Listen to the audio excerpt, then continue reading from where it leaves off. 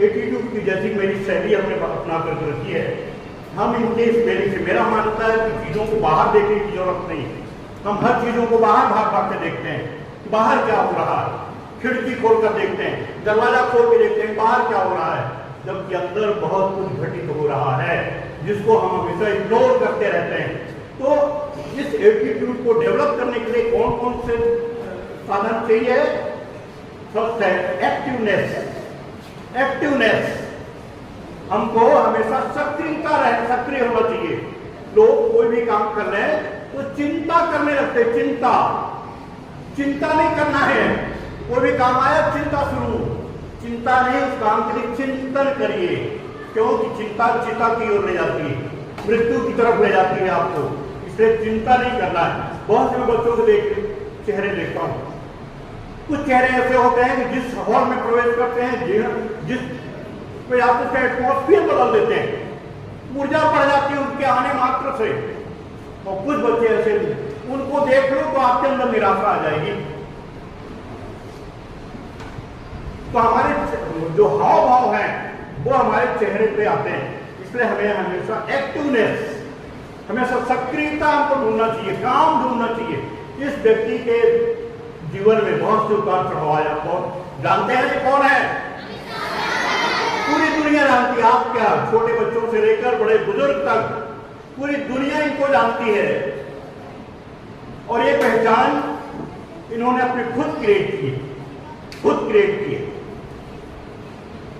कैसे कर ली? ऐसा नहीं कि इनके जीवन में सफलता ही सफलता आई है, कई बार असफल हुए। एक स्टोरी पता है ना आपको, आकाशवाणी में गए, रिजेक्ट कर दिया गया। क्यों रिजेक्ट किया था? क्यों रिजेक्ट किया था, कौन बताएगा? इनकी भारी आवाज थी, क्योंकि आकाशवाणी में तो रेडियो में बोलना पड़ता है ना, रेडियो से प्रसारित होता है, प्रसारण होता है, उसके लिए आवाज एकदम मधुर चाहिए। इनकी भारी आवाज के कारण इनको रिजेक्ट कर दिया गया। तब फिर ये फिल्मी दुनिया में गए, वहां भी बहुत से रिजेक्शन इन्होंने झेला। और उसके बाद उसी आवाज, और पहले रिजेक्शन जो फिल्मी दुनिया में हुए वो इस बात के लिए हुए कि हाइट ज्यादा है। बाद में यही दोनों चीजें, उनकी भारी भरकम आवाज और उनकी अच्छी हाइट, इन दोनों ने उनको मिलेनियर बना दिया, दुनिया का मशहूर एक कलाकार बना दिया। पर वो कभी किसी भी असफलता से घबराए नहीं, उन्होंने चिंता नहीं किया, चिंतन किया कि इसमें और कैसे अच्छा किया जा सकता है, इसको और कैसे सजाया जा सकता है, और उन्हें अपनी आर्ट्स को आगे बढ़ाते रहे। एक बार उन्होंने, कई बार उनको मिला, ABCL इन्होंने एक कंपनी बनाई, फिल्म बनाने वाली कंपनी थी, वो फ्लॉप हो गई और 1 करोड़ रुपये आदमी भिखारी की तरह हो गया, अरबपति आदमी,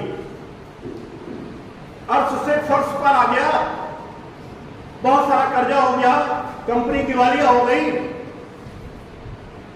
फिर आपने देखा कौन बनेगा करोड़पति आया, बहुत लोकप्रिय हुआ, बच्चों से लेकर बुजुर्गों तक सब में लोकप्रिय हुआ, और उससे फिर इनकी एक नई पहचान बन गई। और उसके बाद फिर उन्होंने की, बाद में बहुत अच्छी शोहरत इनको मिली।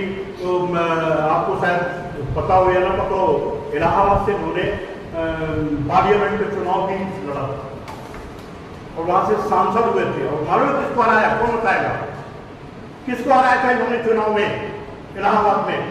हेमवती नंदन बहुगुणा, उस समय के बहुत ही अच्छे नेता हुआ करते थे, बहुत लोकप्रिय नेता, उनको हराना नामुमकिन था, लेकिन अमिताभ बच्चन ने उनको हरा दिया।